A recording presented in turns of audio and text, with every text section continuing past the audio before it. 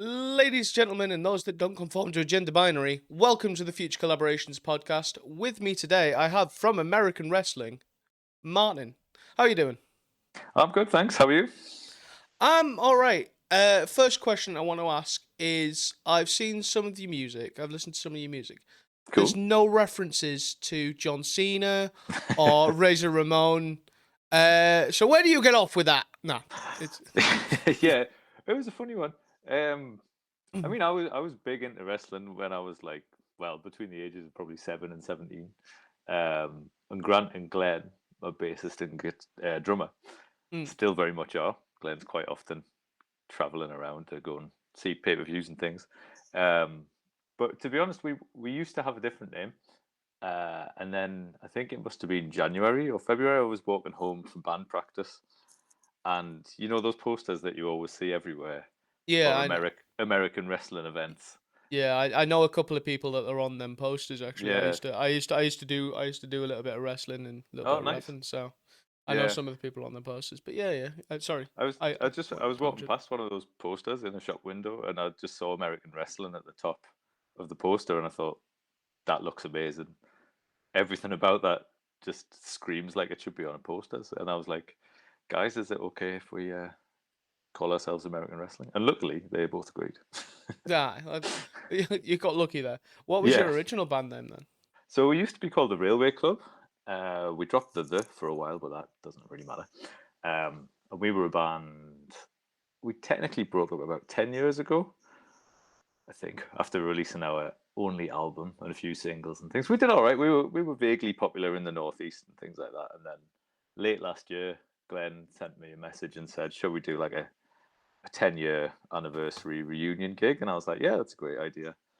And then we got a little bit carried away and started writing new songs, and it just felt like a new band. So we dropped the Railway Club thing and picked up the American Wrestling one, and we sound completely different, and the songs are very different. So it feels like a fresh new thing rather than just a rebrand, I suppose. Yeah, Uh, Uh, it's exciting though, especially like you said, especially just becoming a whole new thing with the people that you have played with before, yeah, and especially. we've always done things in a very complicated way in the past. So maybe we'd do like we might be a five-piece band, or we might get extra people at certain gigs and things, and it's always been it's been a lot of fun. It was always a great laugh, and just having that many people in a room is quite a nice thing to do. But with this one, we thought let's really strip it back and keep it simple, and we'll be a three-piece and just see what we can do with just very little options. I suppose it's quite nice to have those limitations in place where we're having to solve problems. Say there's a problem with the arrangement of a song or the structure of a song. In the past, we might have just gone, well, let's just bring in a violin player to lift this section or whatever. Um, whereas now it's like, what? How do we solve that problem with what we've actually got in the room with us? And it's Yeah. quite an exciting way to do it. And it sounds like the sort of thing that most people have probably done for their whole careers, but it's quite new to us. So it's quite nice. And you describe yourselves as loser rock. Yeah, I wanted to think of something that felt right. Um, and sort of the stuff I was mainly listening to when we started writing all our new material, and the stuff I've always loved is like sort of Nirvana, Weezer, Pixies, Breeders, anything from like late 80s, early 90s American guitar music's always been there. Yeah. And I guess even though a lot of those bands very much mainstream, I'm not talking about underground bands or anything here, but they all sort of have that sort of we're different vibe, I suppose. And I've gone with that, and I've sort of embraced it, and I do feel like I have always been a bit of a loser, not in a bad way. Yeah. Some people might disagree. I hope some people would disagree. But it's hard to like fit in, isn't it? So Yeah. it's sort of coming from that angle. And I hope that I hope that people sort of see that and sort of get it for what it is. And it's sort of I think it just describes us quite well, and that politely to the other two. They probably won't like me calling them losers, but we are. You know, they're into wrestling. and I very much still am sometimes. Yeah, And as we're all sort of nerdy in our own different ways, so it's sort of yeah. embracing that geekiness and outsider edge. I don't think there's anything wrong with embracing that sort of stuff. I mean, Oh, absolutely, yeah, I'm into my wrestling. yeah, I have a desk full of Magic the Gathering cards at the moment, so it shows how nerdy I am, I guess. yeah. Well, no, I've always loved stuff like that. Like, I've just started playing Oblivion, not the new one. That's like 80 quid, so I downloaded the old one for like £3. Things like that. I love Lord of the Rings and things like that. So Yeah, it's sort of embracing that and just I think if you go like we are playing loser rock, it just gives you this like blank slate to make whatever music you want to make yeah, and sort of talk about whatever you want in the songs. I think all of my songs in the past have been quite like mopey, sad love songs, probably most of the time. But now with this new sort of thing, it's like I can write about anything, or Grant can write about anything because he does a lot of our songwriting as well, the drummer. And we can just really explore stuff that I wouldn't have normally put in a song. So one of the new songs we're working on is very much about that. Like, why do I feel so different to everyone else I see? Why can't I do anything right? That sort of vibe. yeah, But hopefully not as miserable as that might have sounded there. yeah. No, hopefully a little bit more upbeat. Yeah, so Yeah, I because think so. like I said, I've listened to you, but where did you sort of get a start in music? I know your name has been mentioned on the podcast before. I think I know who that'll have been by. Yeah. So yeah, me. I think my earliest bands. Actually, Grant was in one of my earliest bands at school. This is like getting close to 25 years ago, which is terrifying. Me and Grant were in a band called Hangman Joe at school, and that was our first experiences of sort of like doing rock music in front of a crowd. Yeah, And it was it was just it when you do it, it just becomes this things that you just want to keep doing. That band didn't last very long, and then me and Daniel from Amateur Ornithologist yeah, started a band called Squares, and that was very much where things started to happen properly. So that was like when we were in college. We were going to see bands like the Future Heads and Field Music. It was around that time where everything was really exciting in the Northeast for a while, which yeah. I feel like it still is, to be honest. I don't know why I said used to be. Um, Just different now, isn't it? yeah, 100%. There's a lot more stuff going on. It's not just the Future Heads and Field Music and Yeah, there's so many great stuff like bands that. around now, which is There is, amazing. there is, and you could Um, catch them at the Maripalooza Festival. yeah, 100%. Uh, yeah, so we were in that band Squares, and we did a lot of gigs and sort of recorded our album um, in this old youth centre called the Cave, which was just a wonderful place. You could go in and record for 50 pence each, which was just It's a cracking insane. deal. Yeah. So obviously we abused that as much as possible. Uh, I learned how to use the studio gear there, and then that sort of started me off properly playing in bands. Like we were getting around the northeast and things, and I started recording other people as well, as because we'd sort of begged for jobs in the youth centre, and luckily they said yes. So yeah, it sort of all sort of went from there. Really, those early days, sort of in secondary school, and then starting a band where you're really writing your own stuff and you're really excited for people to hear it, and you record your demos and send them out to as many different people as possible. Because like even like SoundCloud and things, I don't think were really a thing back then. So we'd burn 100 copies of a disc and hand do all the artwork and send it all out. Which you just luckily don't have to do anymore. Um, Although it'd be quite nice to do. And it was just a really good sort of, it's just exciting and fun, and I think that's what we're trying to do again now, is just find that excitement and fun attitude that we used to have 20-25 years ago that sort of maybe disappears a bit when you start to try and really push yourself too hard or take it all too seriously. Not that I do that. And yeah, so yeah, that's when I started sort of recording other people as well. Eventually as a job, so it's Yeah, it's all worked out really nicely for me. it's all sort of not come full circle, but sort of it took you down the path that you're on now because you are Harbour Master Productions as well. Yes, so yeah, as well as playing in bands, I very much produce or engineer or whatever people want to call it these days. I think producer has become a sort of vague term for a lot of Mm. different things. So I don't even use it that often anymore. But yeah, I opened a studio 5 years ago nearly in South Shields in Simonside, right at the back end of 2020, which was a difficult time to open a studio, but it worked, and it's still there now, and that's like essentially my full-time job. Mm. I don't do much else for work unless I really want to. So I get bands from all over the northeast. I get a few people coming up from Leeds and Harrogate and places like that as well. It's not that long of a journey, I guess. About Um, an hour and a half, maybe two. yeah, Depends how you're so getting there.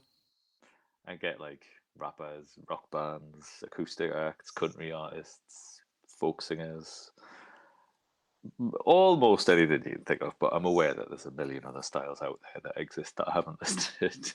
um, but it's great. It's great. I just get to. I feel very grateful about this that I do just get to spend most of my time doing music, and that's all I've ever really wanted since I was, I don't know, for the last 25 years maybe. Do you think that because music is your job, Hmm. that you've sort of almost found a home in that? And like, obviously, you talk about making loser rock and feeling like a loser and stuff. Do you Yeah, think that it's sort of helped you feel like less of a loser in a way, if that makes sense? definitely. Yeah. Um, I think what's nice is you sort of realize that most of the other people who are heavily into music are very similar to you. Um, the sort of I think most people who become obsessed with music in the way that I probably am, or obsessed enough to start a band and want to record your own music or whatever, you've got something in common already, Yeah. and there's always something to talk about. So like chit chat's hard. I know it won't come across that way when I do this sort of thing when I'm talking about music, but Mm. like any other situation, chit chat's a lot more effort. Oh, Um, 100%. 100%. I hate it. but yeah, but when someone comes in the studio and it's immediately like, okay, we're gonna make some music together. What sort of music do you like? Blah blah blah blah blah, and it all sparks off, and you just know that that person is at least similar to you in some way. Mm. 'Cause even if you're like, I mean, I listen to a lot of different stuff anyway. Like, I will consume pretty much any music, but even if you had nothing in common, like musically, you could still talk about experiences of gigs and sort of different instruments or what you listen to. There's so much to it. It's just this really broad thing that I think we've been encouraged to forget about. I think from the sort of top down music industry, they just want to go, music's a thing that you go and see or Mm. that you listen to. Whereas I really, really want to push music as a thing you do and just remind everyone that we could all do it if we had the time. That's the Yeah. thing, isn't it? Like everyone's getting massively distracted by everything else that's about out there or all the jobs that we all have to have and things like that. But it's very much a thing that literally anyone could pick up an instrument and give it a go. And if you've got the time, you can put it in and get better at it. And yeah, I went off on a bit of a tangent there, but that's sort of where No, I'm it's coming okay. from. Like with the studio and everything I do is, I guess even the loser rock thing, it's like a tongue in cheek way of saying that you don't have to be a really cool millionaire rock star to make music. You can just be you, and people are gonna like that. And even if they don't like it, who cares? Exactly. You're making music. Like, I was talking to Daniel Mm, the other day about making music, and a lot of the music he makes, and a lot of the little he puts little things in just for himself, yeah, which I love, and I think that music is a very sort of personal thing, and you are sharing it with people. yeah, it's such a great thing to do. I can't stress enough to anyone in the world, like just get out there and try and play an instrument, or even just if you can't play an instrument, like try and write a poem, and it will be terrible, but it doesn't Yeah. matter. Just express yourself in some way that isn't. I don't know. I do a lot of posting online, but maybe I should just hold it in and write more songs.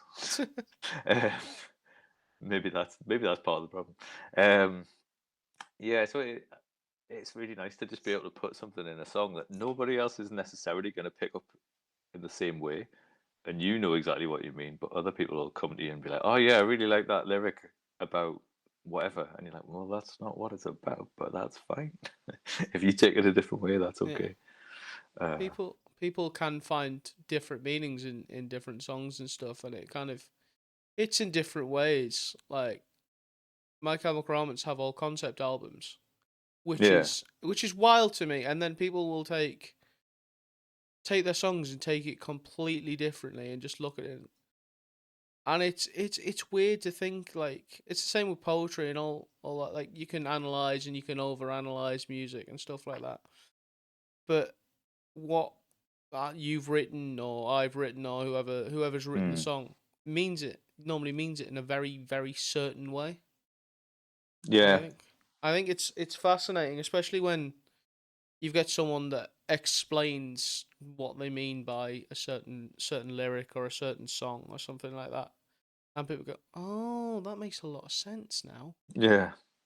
I'm always a bit, when sometimes you go and see a band and they'll be like, you get like a 10-minute explanation of what the song's about before they Yeah. play it, and I, I get that, like I totally get it. Like you write a song and maybe you want to explain the process and what you were thinking about and stuff, but I try not to do that. I suppose I find it quite fun to just play a song and set off whatever that meaning is. So,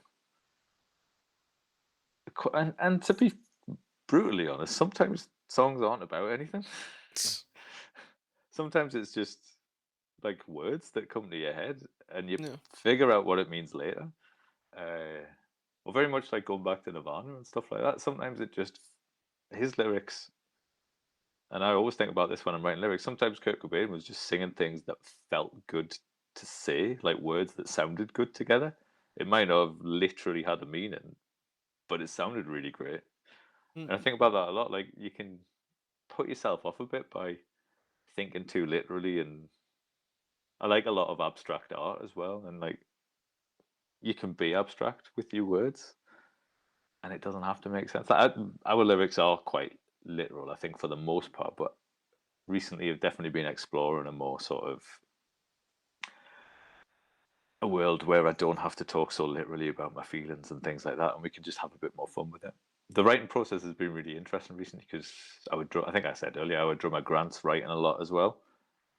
He's really good at starting ideas, and I'm really bad at starting ideas. And he's maybe not that keen on finishing off the ideas. So he can send me the bare bones of a song and lyrics and things, and then I get to play with that in some way. So I'll cut it up and, well, usually I'll just speed it up a bit, and make it louder, and Yeah. just play with the words. And what's great is he'll tell me maybe what his intention was, or I'll work out what his intention was, and he's very kind that he doesn't mind if I play around with that a lot.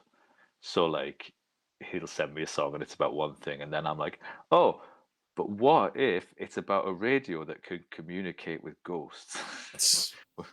And he's like, yeah, that's great. It's almost like So sounds almost like this is gonna sound like a weird analogy. It's almost like Grant is drawing the outlines for you to color in, if that makes yeah, sense. that totally makes sense. Yeah, we're working really well together at the minute, which is nice.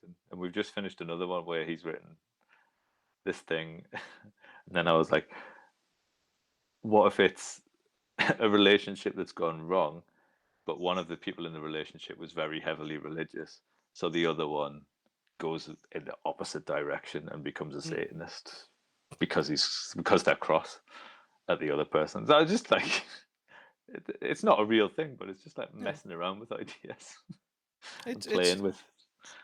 it's stuff that can. I mean, that could happen. I mean, Yeah, it probably has. it probably Uh, has several times. mm, so it's just like, yeah, I've really thinking outside of the box that I used to be very much firmly trapped in, where it's like, oh, your songs can only be things that have happened to you. But now, which has never obviously been the case, but I was very much stuck in that box, and luckily I've found a way out through that. It does sound like it's an exciting time for you as a music a songwriter and as a musician. And I think music doesn't have to be serious all the time. It doesn't all have to be love songs. Yeah, It can just be messing about with mates. that's what I forgot for a long time. Like there is a point where you like maybe you reach a certain level or whatever, and you start to take it too seriously, and it doesn't. It's not fun in the same way, and everyone's getting stressed out before the gig, and the sound check's a mess, and everyone's upset, and then you play, and it's actually great, and it's fine, and sometimes it isn't. But I think trying to find that fun again and just being like, well, at least we're out of the house, or at least we're getting paid, or Yeah, whatever. that's It could be a lot worse. that's that's that's the way that's the way I say it. Like when I'm like if I'm doing gigs or even when I'm going to gigs, it's like, well, at least I'm out the house. I'm having fun. My ribs are getting crushed because I'm in the middle of a mosh pit, but I don't Yeah, care. yeah. Um, Just try and enjoy it. exactly. Like that's the thing with music. It's like as much as like I said, as much as it's an emotional release or what have you, it's just fun. And you're right. People can just pick up a guitar. I mean, I've got 7 guitars. I need Yeah, to start. It's becoming an addiction. Um, it never stops. it doesn't.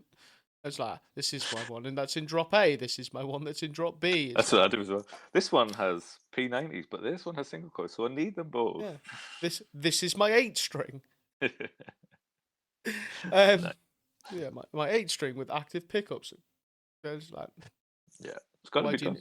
ne- yeah why do you need that? I want to play Deftones.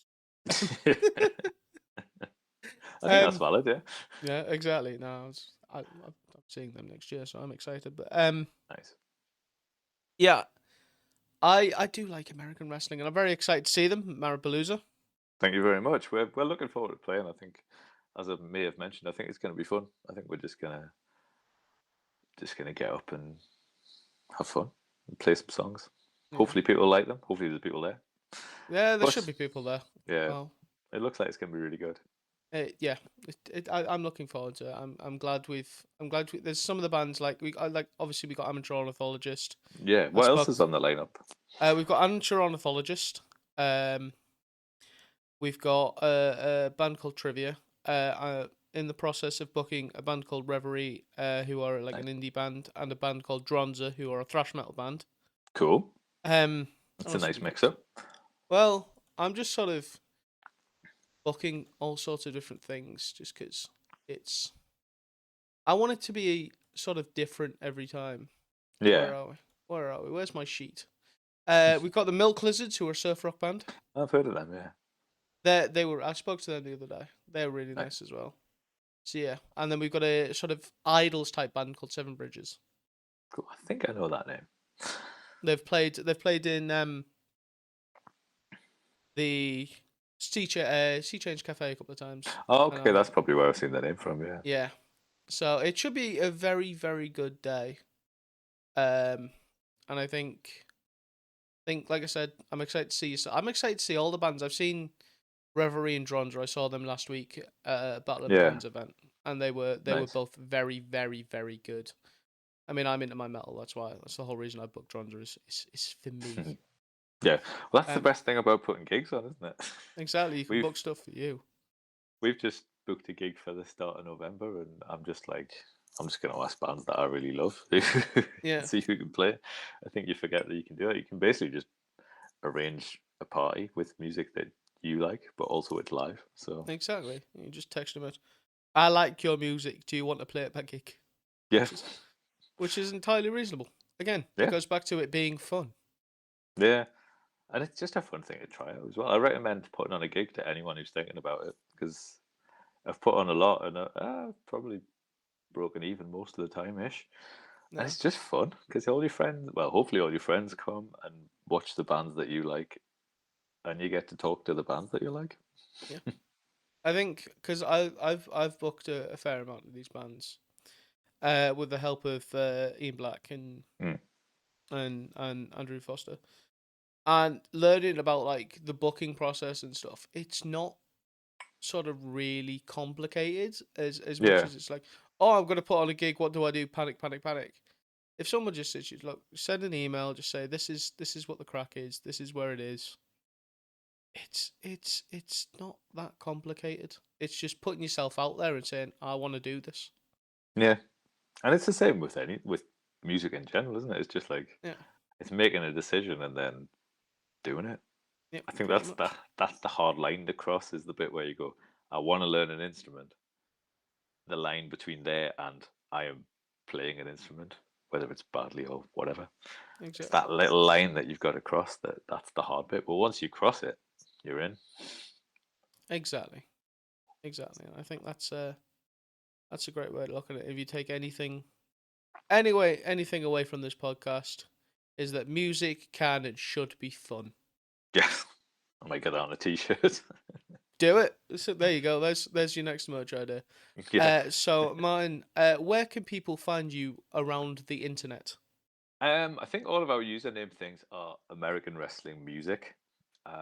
We're on Instagram, YouTube. We're on Spotify as well. It's just a couple of live recordings so that people could actually listen to us. But yeah, I think if you just look American Wrestling Music, we're on there. We're not on Facebook because I can't be bothered with that, but That's fair. we're in a lot of places. Linktree. How yeah. do you do Linktree? I imagine it's linktree.com/American Wrestling Music, but I'll link. I'll put the link. I'll probably end up linking your link tree down below in the description. It's the easy one. It is. It's just easier, then people can find you on your Bandcamp or what have you. Yeah. Your YouTube.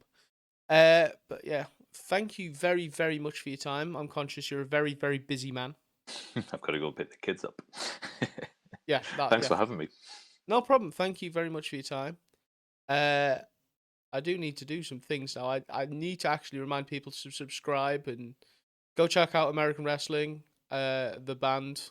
I don't know. Check out WWE if you want. I don't know. Yeah, might as well. Yeah, subscribe, give the video a like, and I will see everybody next time. Thank you very much.